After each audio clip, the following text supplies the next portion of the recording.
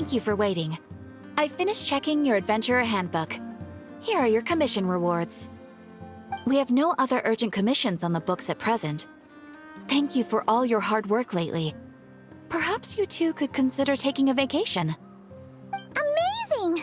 Paimon never thought we'd end up having downtime in Nod-krai. Things were pretty hectic when we first got here. Everywhere you looked, it was either the wild hunt causing chaos or the Fatui stirring up trouble. It felt like this whole region was one giant slime in a barrel, ready to go boom at any moment. Sure have. Things were looking pretty dicey, but in the end, we managed to turn it around. Whoa! Paimon just got deja vu! Oh, that's right. It's because we've done this like a million times now. Ah, yes. Are you two aware that the Moon Prayer Night is soon to take place? Oh, yeah! Llama told us that was coming up soon. Wait, why do you mention it, though? Do people in Nasha Town celebrate it, too? Paimon thought it was just for Moon Goddess worshippers. You're partially right. Most people in Nasha Town just see the festival as an opportunity to do business. They do not concern themselves with the religious element. The festival was first celebrated by the Frost Moon Scions. On this day, they would wear moon prayer blossoms and celebrate the birth of the moon goddess through song and dance. They would also prepare food and handicrafts and give them as gifts to others.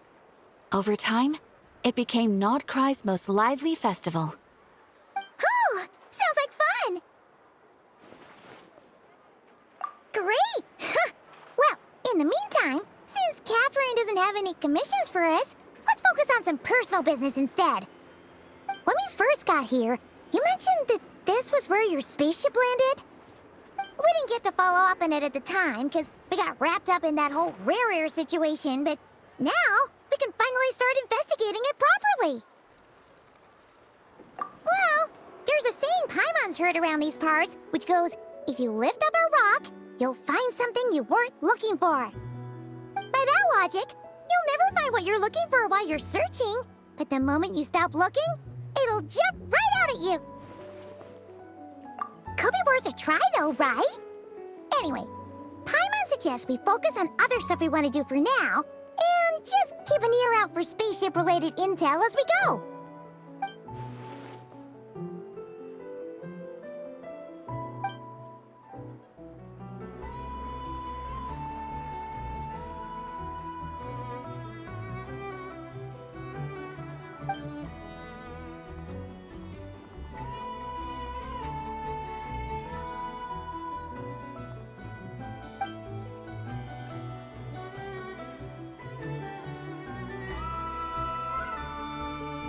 What's wrong? She looks super serious all of a sudden. Huh? Paimon gets why you'd be concerned about Columbina, but what does the doctor have to do with anything?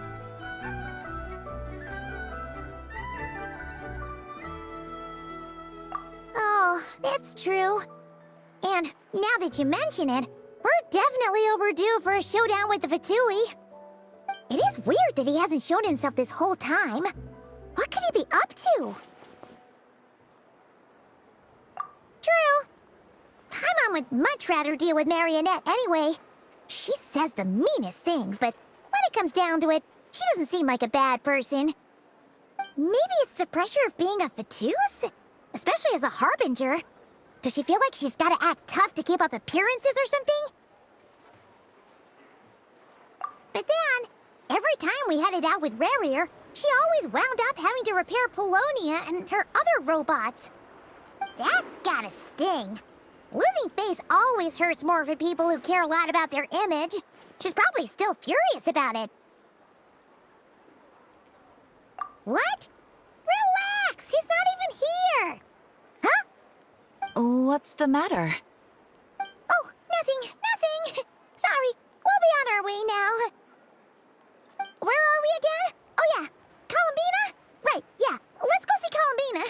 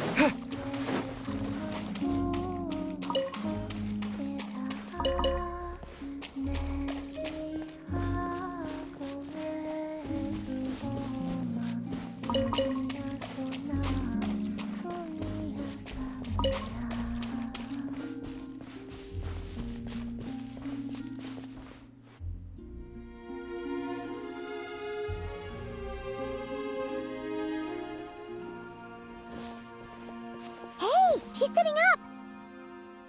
Is me sitting here a rare sight? No, we just thought you'd be resting. Perhaps I would have been, were it not for the sudden arrival of some unexpected guests. Not that I consider it a disturbance. After all, you are the only ones who are free to enter. Would it not be a little unfriendly of me to lie down while we speak? I didn't realize you put so much thought into little things like that.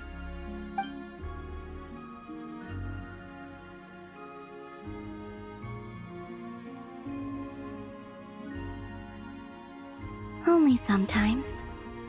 There have been moments lately where I think about you and your companions. They are warm, mysterious, and cozy memories. Very few of my past memories are anything like that. They say that travelers return home bearing bags full of souvenirs. But my luggage was empty, and I believed it would stay that way. Return home? So, you're still planning on returning to the moon? Yes. This planet continues to reject me, reminding me that I do not belong here. If I remain in Teyvat, there will come a day that I disintegrate.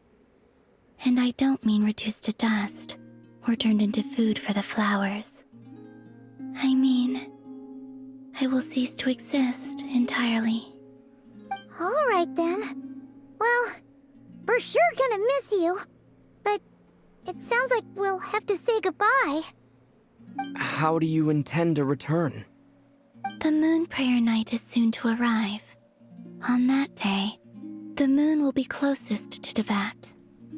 The Kuvaki in this land will reach its peak at that time. I merely need to grasp the tide, and with relatively little effort. Oh, Paimon gets it! It'll work like a slingshot! You make it sound like she's gonna get blasted up to the moon. If I did that, I suspect I would crash into the false sky. I will be using a much gentler approach, but I do like the analogy.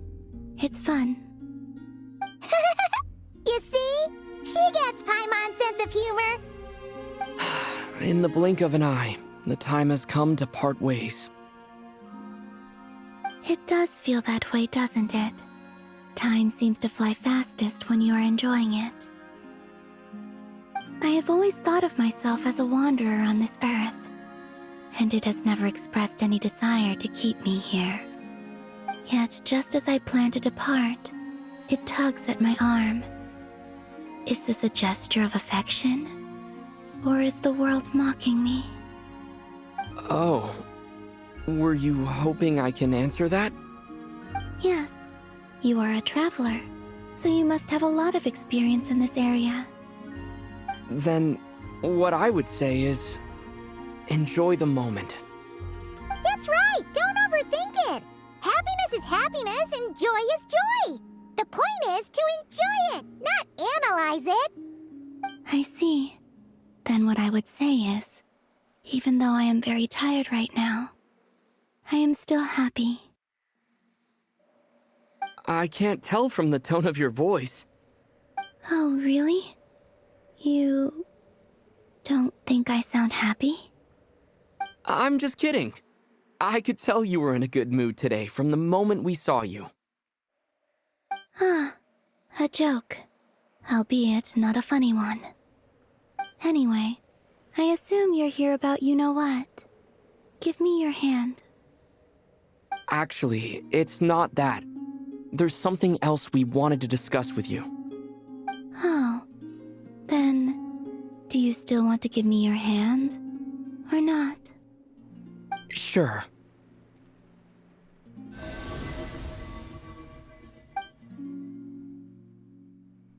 Thank you.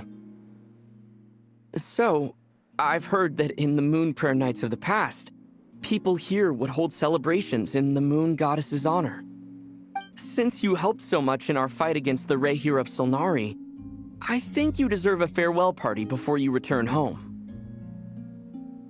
I haven't asked everyone else for their opinions on this yet, but I'd like to invite you to join the upcoming moon prayer night.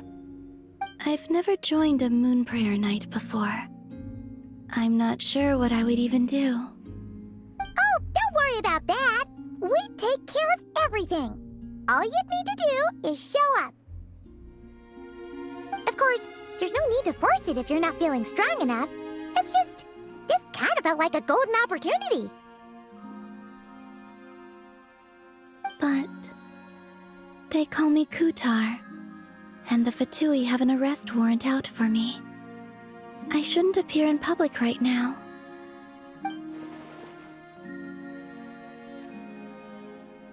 I'll make it work. You have my word. Yeah, we got your back. Well, he does. Paimon's actually not too sure what he's planning. All right, if you're sure. I will not refuse your invitation. I suppose it wouldn't hurt to pack a few more sights from this world into my suitcase before finally learning what my homeland looks like. Oh, if you see Lauma, please tell her that my answer to the question she asked me is neither yes nor no. Rather, it is, there is no need. That was kind of cryptic, but sure. Guess it's between the two of you. We'll pass along the message. Bye for now.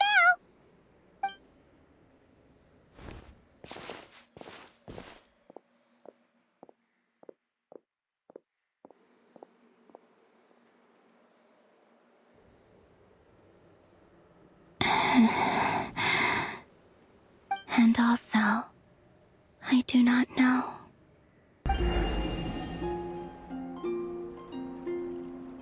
Since she's agreed to join the festival, let's go see who else wants to take part. Lauma's gotta be the person most familiar with the Moon Prayer Night.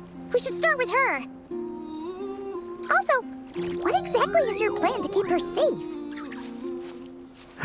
Not sure yet. I'll figure something out. What? Are you serious? And Paimon even gave you her vote of confidence back there.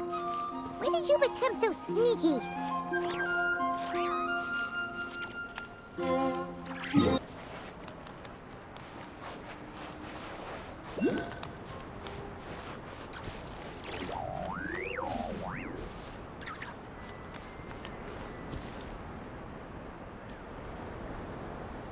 Hey, Llama! It's us! Huh? Varka? What are you doing here? Beats me. I had a bit too much to drink last night, and when I woke up, I was on Hisi Island. Mr. Varka is helping to oversee Nasha Town's preparations for Moon Prayer Night. He is here to go over some details regarding the decorations and custom cloth designs. Right, yeah, that too. What do you mean, that too? Yes. Celebrating this festival is a long-held tradition here in Nod-krai. On this day, the crescent moon at the top branches of the verdant crest turns into a full moon, and the moon prayer blossoms bloom with a special radiance. Our people take these to be blessed omens. It's an especially welcome event coming off the back of all that nasty business with Rehir. Everyone got put through the ringer recently, and now they're looking to turn their fortunes around. The big shots in town all agree that a big, lively celebration is just what we need to rebuild people's faith in this place. No wonder Catherine said the people weren't so bothered about the religious element. That's right. It's become more of a local custom by this point.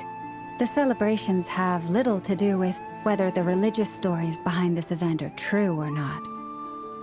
Even the Frost Moon Scions are eagerly awaiting the coming of Moon Prayer Night, despite now knowing that their past beliefs were founded on a falsehood. That's fair. It's a bit like the lantern ride in Liyue. It's a chance for people to enjoy themselves, not debate the existence of the Adepti. Oh, one other thing. We just went to see Columbina. We went ahead and invited her to take part in the festival this time. Hope it's okay. Wait, so...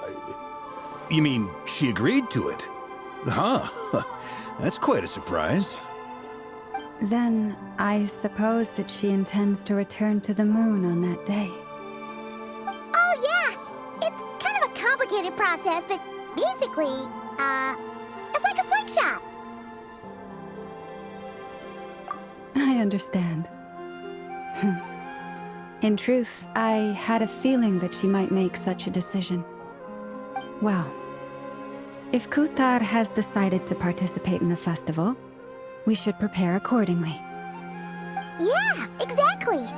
She was saying how it could be risky for her to show her face in public. We were wondering if there was any way we could hide her. Unfortunately, the people who carved the statues did an excellent job of capturing her likeness. It will be very challenging to hide a goddess whose face everyone is so familiar with. Darn! We may have bitten off more than we can chew here. Nah, don't sweat the small stuff. We can handle that. Huh? Are you saying you have a plan? Not as such, no, but the most important thing with a festival is to keep the mood light and your spirits up. You can't go preparing for a festival with those long faces. You'll never convince anyone to enjoy themselves. The Mondstatter spirit is strong with this one. As it happens, I agree with Mr. Varka. Let's start by making our appreciation for Kutar the beating heart of the festive atmosphere. And who knows? Once we get the ball rolling, perhaps everything will just fall into place. Hey! Did you catch that? Llama said the thing! Or close enough, at least.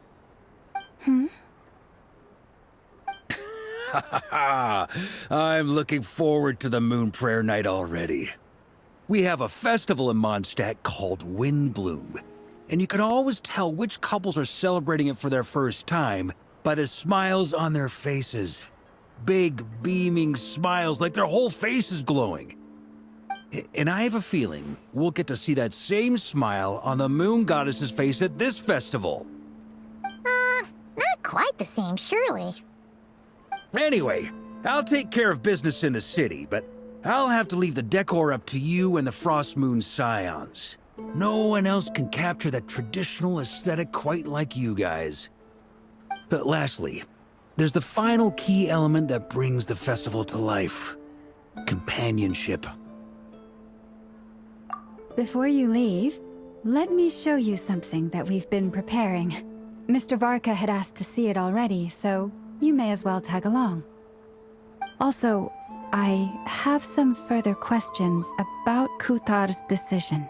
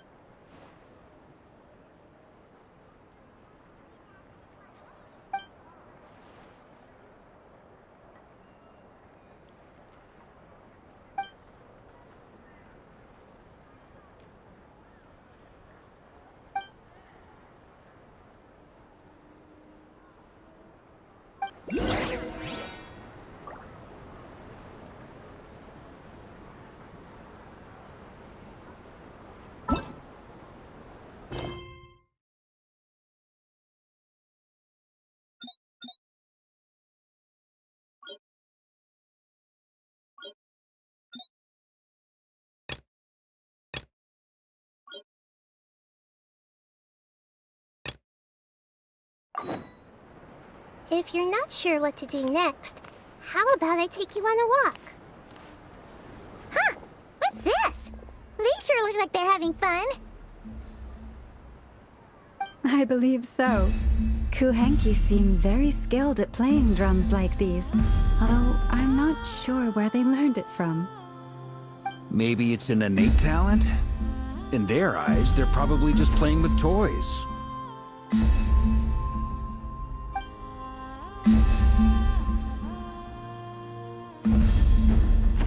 Wanatar! You want to play too?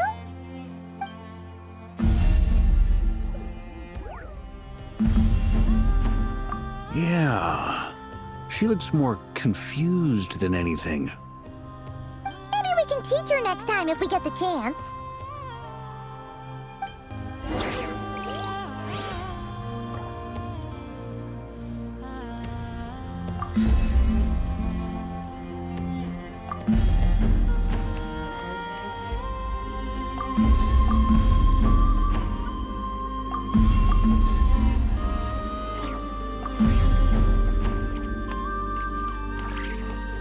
What are these floaty things? Moon veils. We hang them from buildings in the city during the festival. When you look at the sky through them, it creates a lovely misty effect.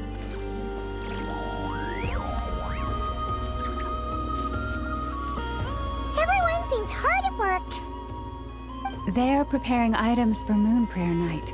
For instance, the sculpture being made over here, Mr. Varka and I were just finalizing the details of where it will be placed. Ah, there she is. I didn't know the finished article would be so large. Not to worry, though. All the necessary arrangements have been made. Just let me know once it's ready, and I'll get some people to ship it over. You have my thanks. And over here, we are preparing a very traditional confection. Oh, look at all these colors! It looks great! Can Paimon try one? Of course. I have a feeling you'll like it a lot. You bet! Sweets and treats are Paimon's favorite! If you included those in the Feast of the Moon, I bet Paimon would have joined the Frost Moon Scions by now. There will also be verdant crests like this present in Nasha Town during the festival. The timing of Moon Prayer Night is not completely set in advance. We make a rough estimate, then observe the changes in the verdant crests and moon prayer blossoms to guide us. As such, the wait itself is a fun feature of this particular festival.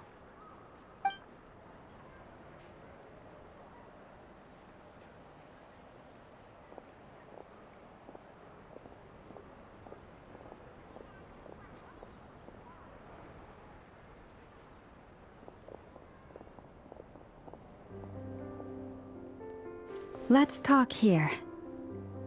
To tell the truth, I am very surprised to hear that Kutar is willing to participate in the festival. I once asked her if she'd be willing to stay with the Frost Moon Scions. I could introduce her to everyone, and we could be a family to one another. She did not answer, but she has not appeared here since. I took this to mean her answer was no. But if that were the case, she would not have accepted this invitation. Ah. I see. Maybe she is right. Maybe the Frost Moon Scions of today no longer need a moon goddess. But my wish was not for her to come here and be worshipped as a deity. I simply wanted to offer her a place to stay. I'm sure she believes that showing herself here might invite Fatui intervention, and as such, she does not wish to cause us trouble. But what really pains me about all this is that this is her birthplace. She ought to belong here, yet no one has been able to grant her shelter. I think I'm qualified to weigh in here. When someone's about to depart on a long trip, what they need is blessings, not burdens. we should wish her the best, not make the journey harder than it already is. Anyway, she's agreed to attend, hasn't she? All we need to do is simply respect her decision. I see your point. Yes, she will soon depart after all. Our job is to leave her with some happy memories. Besides, who's to say her journey to the moon is a one-way trip? It's not like she can't come back and visit if she wants, right? Paimon agrees wholeheartedly. Festivals are all about having fun, so let's keep it simple. All right, I'm gonna head back to Nausea Town soon. Want to come with? I'm guessing you have some other folks to visit there. Sure thing, let's go! Bye for now, Wilma! Thank you all. Goodbye.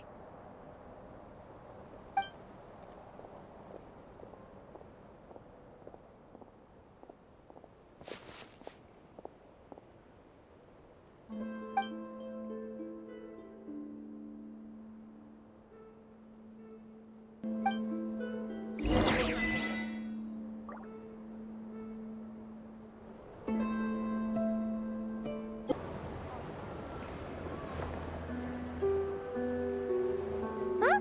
Hey, over there! It's Durin and Albedo with Flints! What could they be chatting about?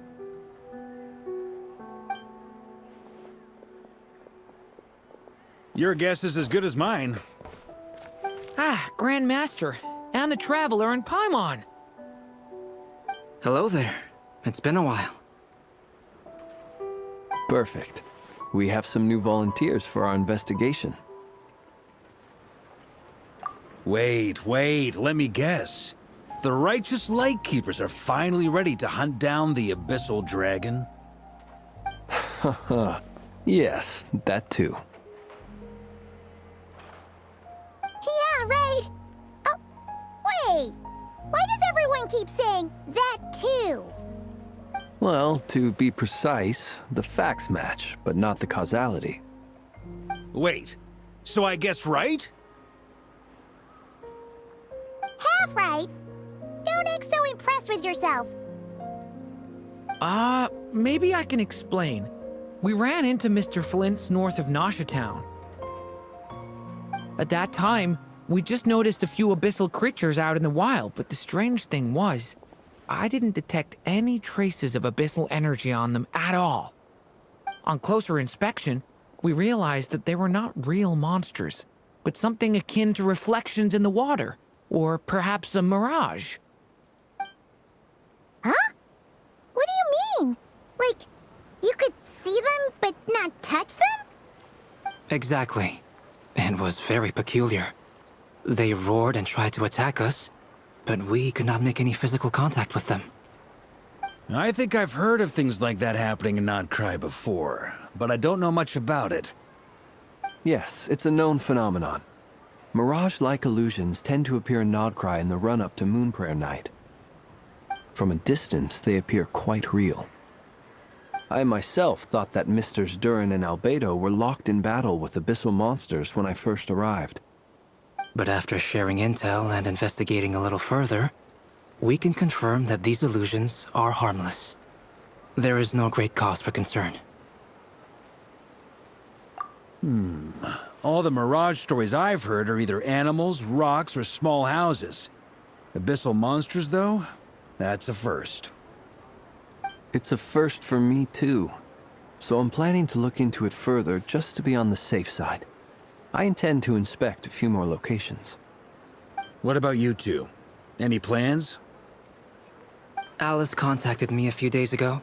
She'd like me and Durin to assist her with an experiment. But we lost contact shortly after receiving the message.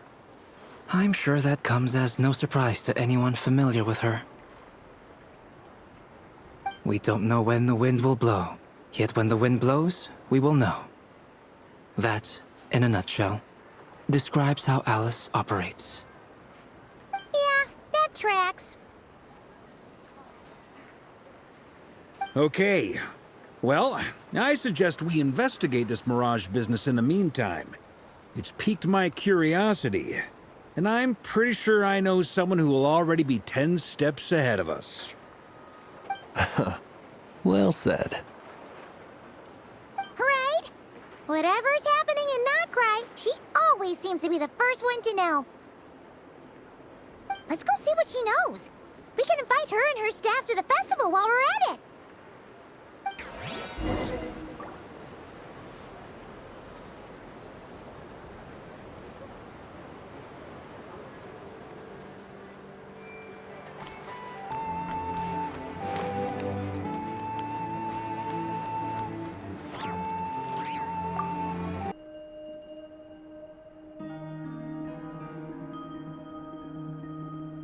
You're right, I have noticed.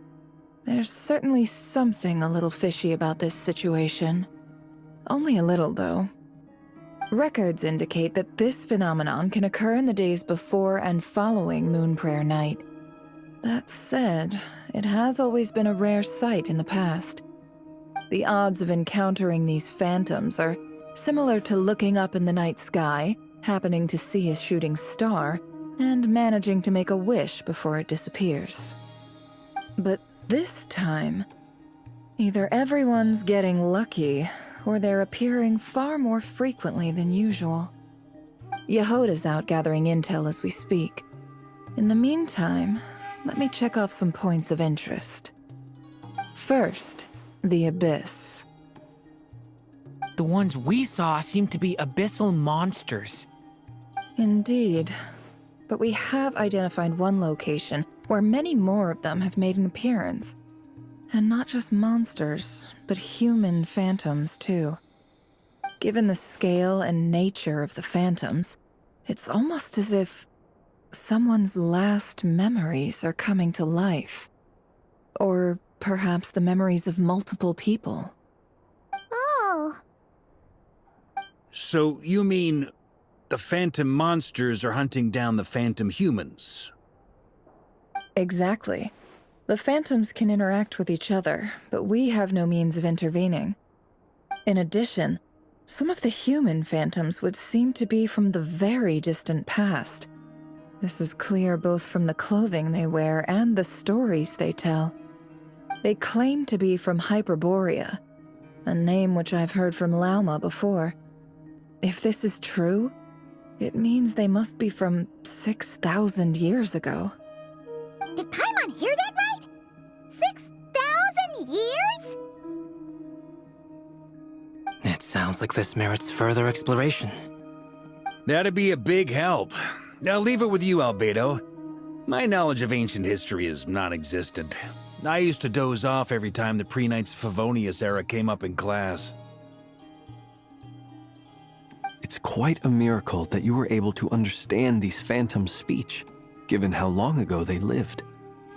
I suppose you're right. But I'll leave the archaeologists to ruminate over that conundrum. As an intelligence broker, my sole interest is in the value of the information I gather. Which, in this case, hopefully means earning myself some good favor with our dear Lady Moonchanter. So calculating.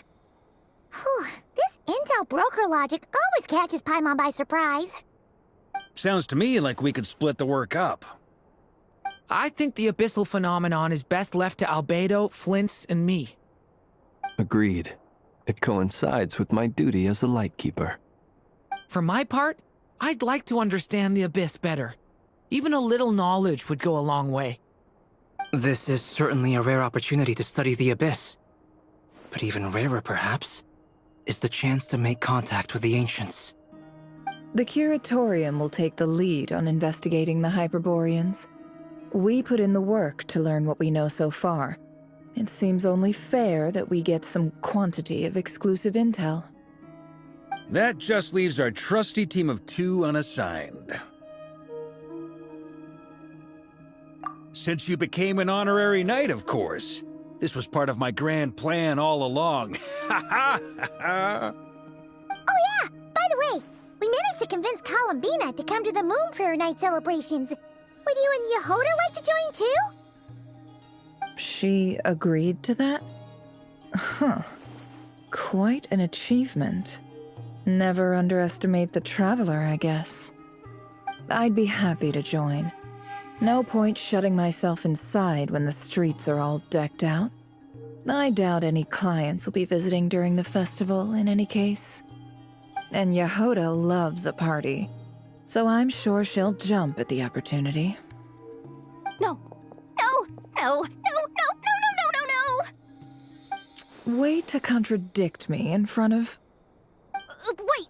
No, that's not what I have bad news, boss. So many people. All right, everyone inside, quick.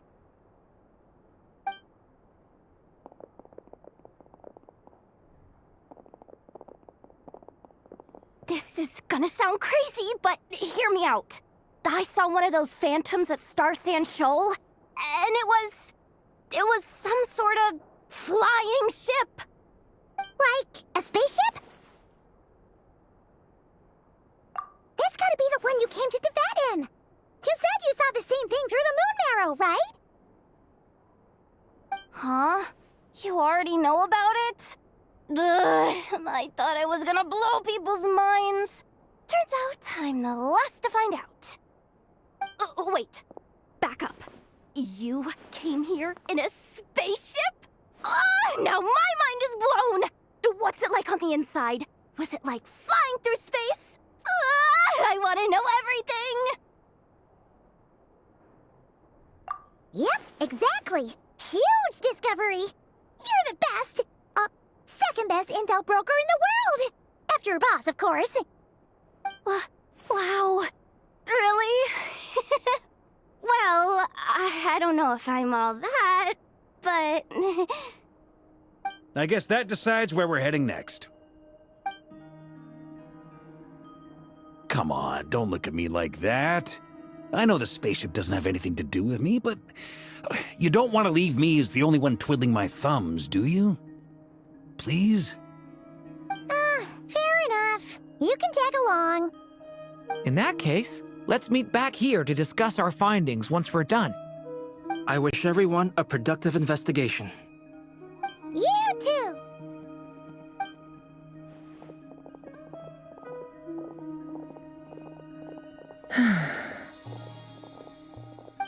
What's up, boss?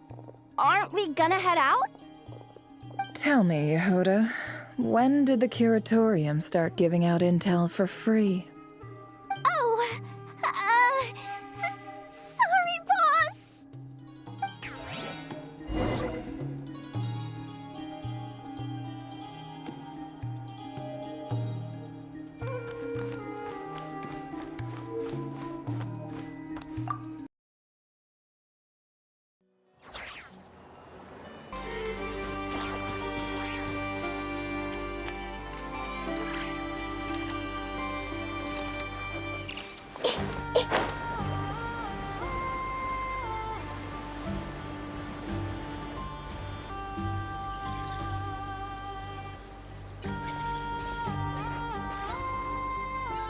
What do you know? Yehoda was right on the money.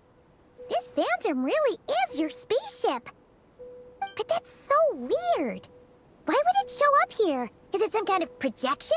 Or a ghost? Like, maybe it no longer exists, but somehow it left an afterimage?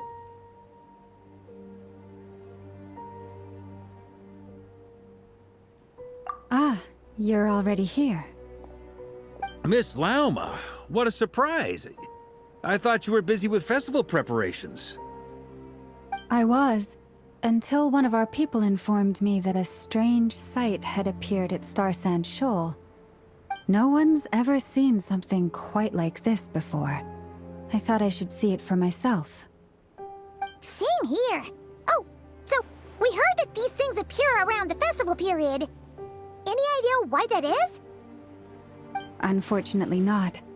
We have very limited information about them, since they can't be interacted with. And no human phantoms have ever made an appearance before now.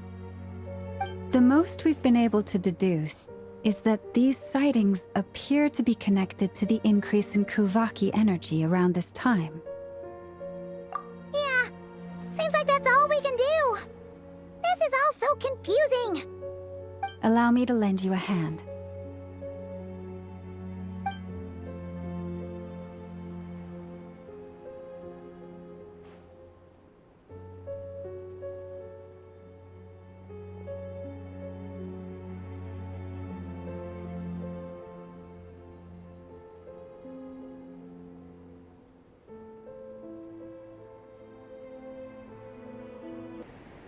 Everyone, our friend here should be able to provide us with some information. Is that a phantom rhymehorn deer? I've heard about how the Frost Moon Scions live in harmony with the animals and can even communicate with them. That's coming in handy now, for sure. Okay. Yes, I understand.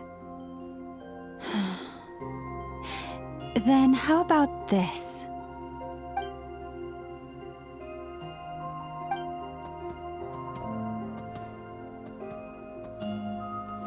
Oh, it's leaving.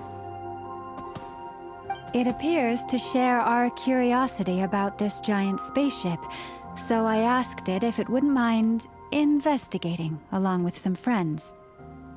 In return, I told it about some nearby spots where the wild fruit grows abundantly. We may live in a different era from these phantoms, but I trust that the terrain, climate, and ecology here are more resistant to the effects of time than some things are. Let's give them a moment and hope for the best.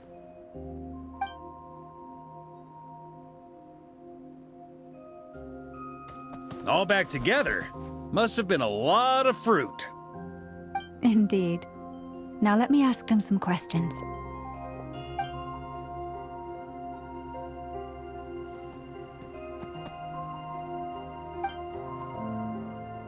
It did find a lot of wild fruit, enough for them to feast for a long while.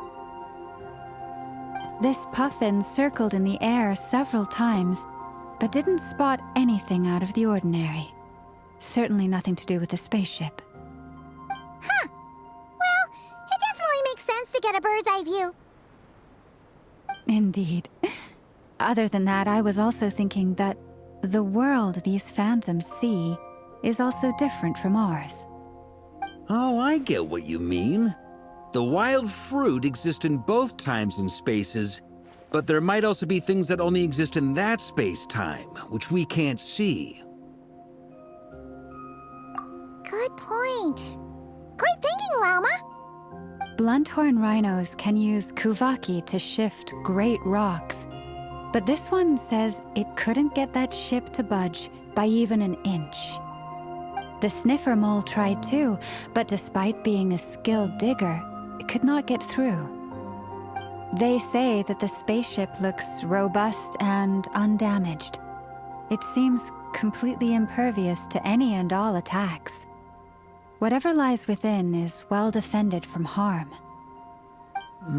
So, just like us humans, there was nothing they could do about this spaceship either. Yes, still, they deserve our thanks. We are grateful for all your efforts, dear friends. Now go, and enjoy your feast. I've noticed some other human phantoms gathered nearby. Come on, let's go talk to them.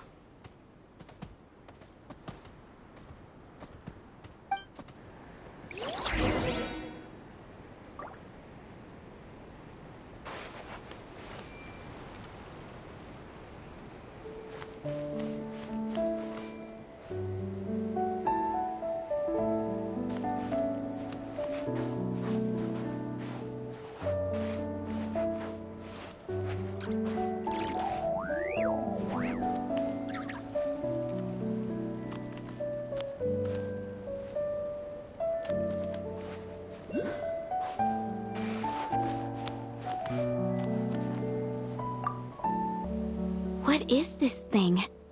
I've never seen it move, and there's no way to get inside. Goodness knows. My grandpa says it's been sitting here at least since his grandpa was still alive. What about his grandpa? Did he say anything to your grandpa's grandpa about it? Huh? I don't know. In all likelihood, it was here back then too. Hard to imagine something this huge could move. Guess that means that as far as they're concerned, this ship's been around a long time.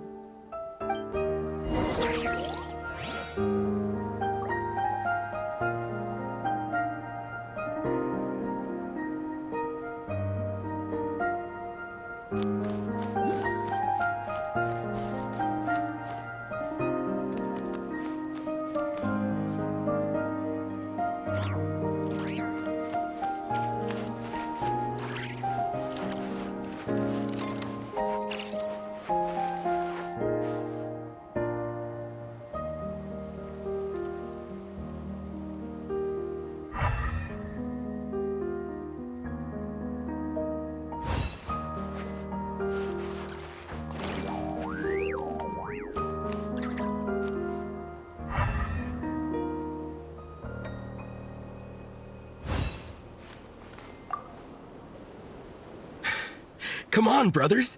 If we can get even a small chunk off of this thing, it's gotta be worth a fortune. Today is the day we strike it rich. Huh? You mean Paimon?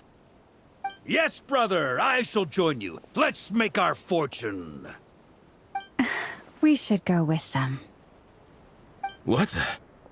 This thing is crazy tough. I can't even scratch it. What's it made of? Sorry, brother. Looks like we'll have to seek our fortunes elsewhere.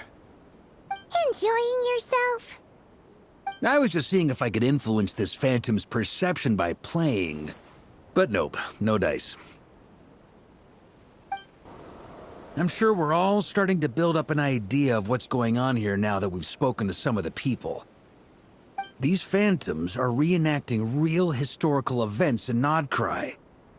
It's almost like we're in some kind of interactive stage play. We can talk to the actors, but the plot is fixed, and we can't influence it. It makes sense. History is set in stone. The objective facts of the past cannot be changed. Paimon totally thought you were just goofing around earlier. But actually, you were doing some serious investigating. Of course I was.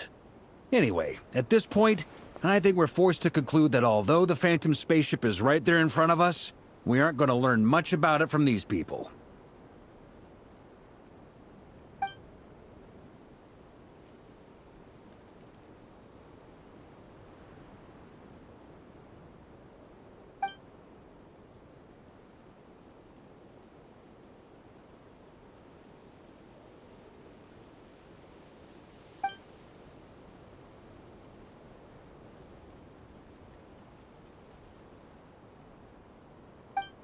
Don't be discouraged. If nothing else, this is proof of the ship's existence. And think about it. So many people tried to hack their way inside, but no one could get the door open.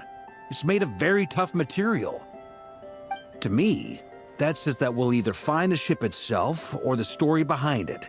It's just a matter of time.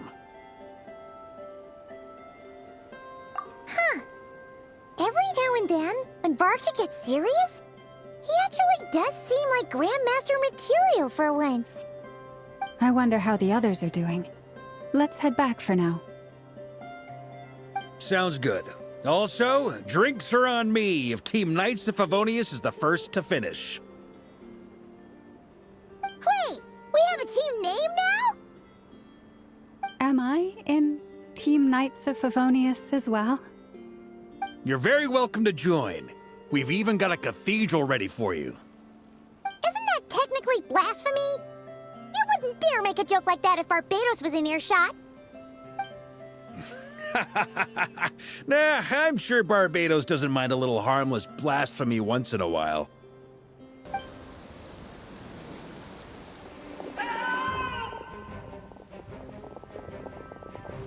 Oh, no!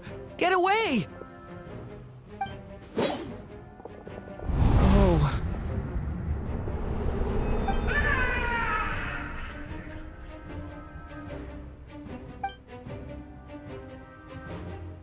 I know it's hard to stomach, Mr. Duran.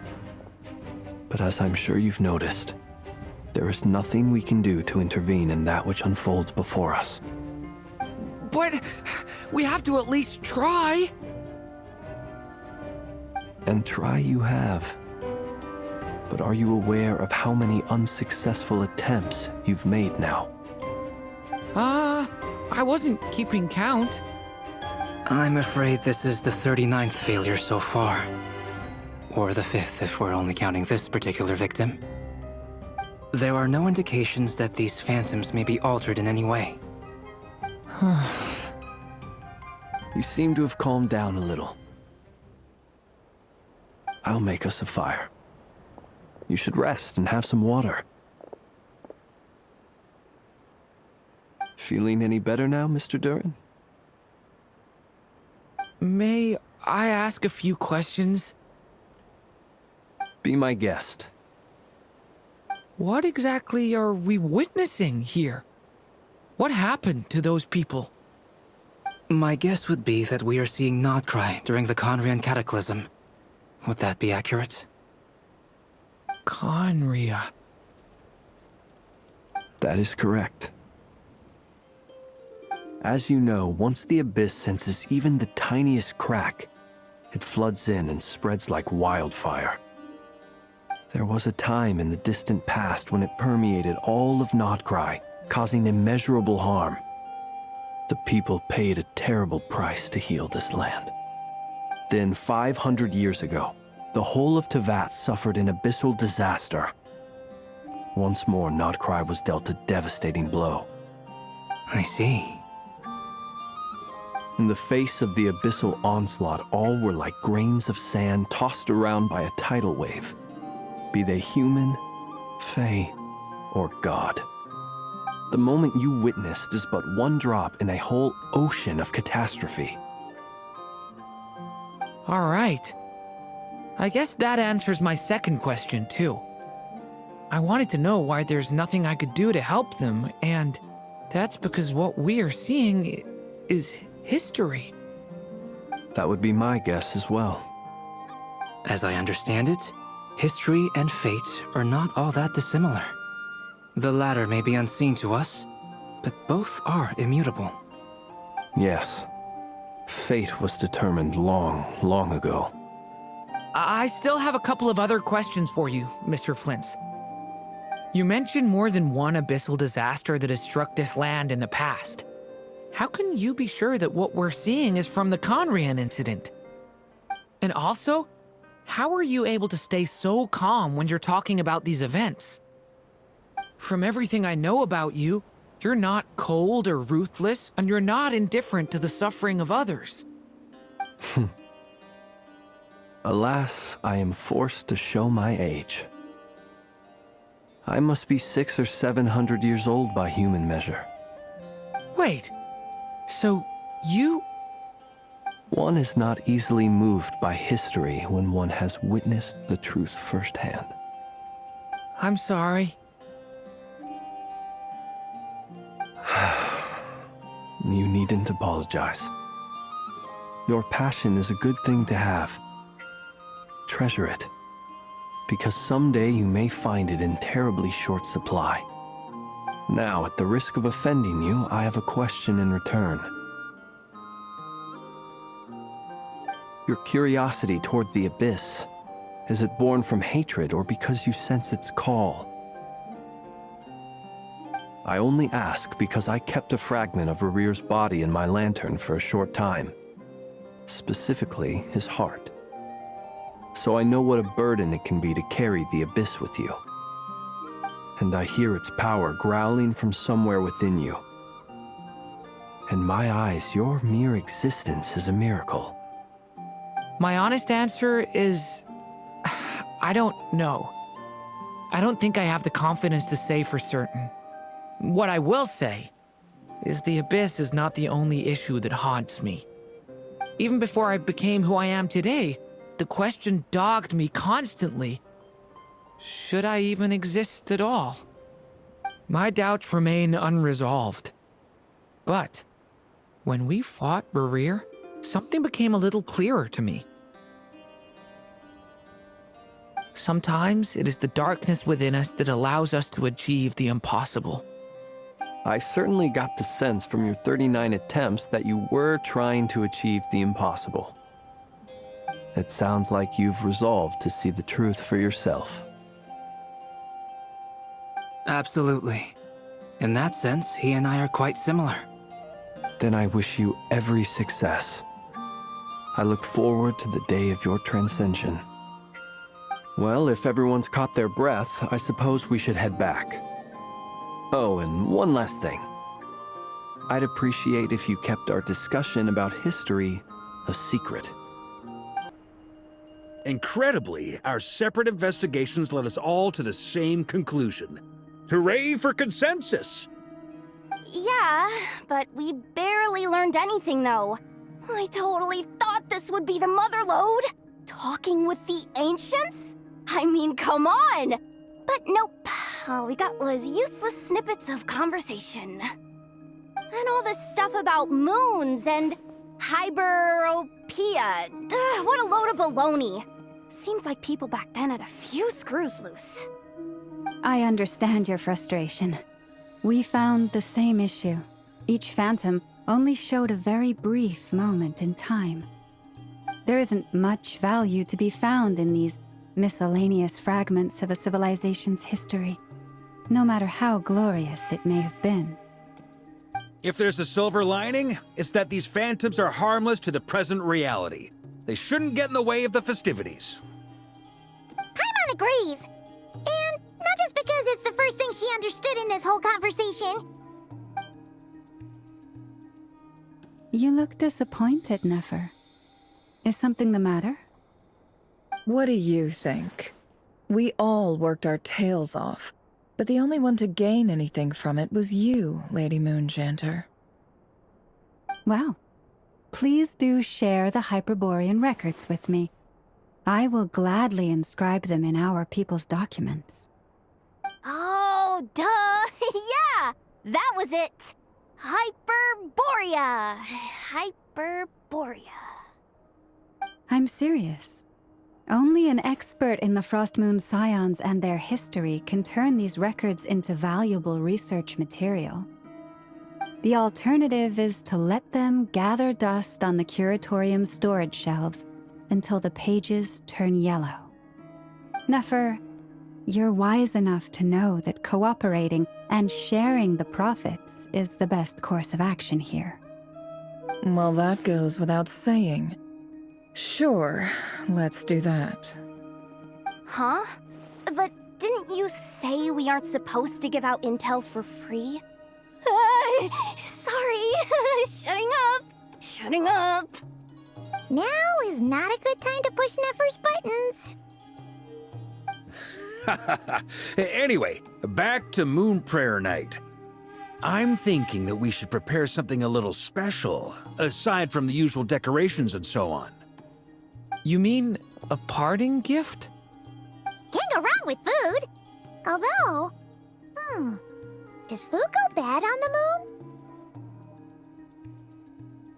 Perhaps a lantern would be a better choice. It might be dark up there. It could prove difficult to light a lantern on the moon. Magical stones might serve that purpose better. What about a clockwork mecha model from Fontaine? I've got a whole bunch at home. I use them for fighting practice in my free time. None of these sound like things she would be even remotely interested in. But we don't interact with her enough to know what she likes. Yeah. It would really save us the guesswork if someone could find out what she's into. Wait, what the? Traveler? They're all looking at you. Great! Haha, problem solved. Now, I need to stop by Dory's. Gonna need her help sourcing a bunch of stuff for the festival. Then let's leave it there for now. We all have our own business to attend to. Traveler, if you find out what Kutar likes, let us know right away.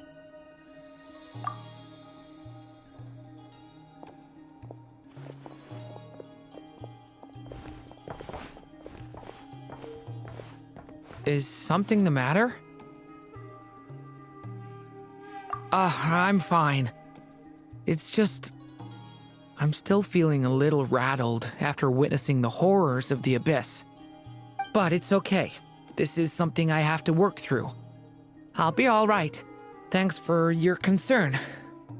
Well, don't put too much pressure on yourself.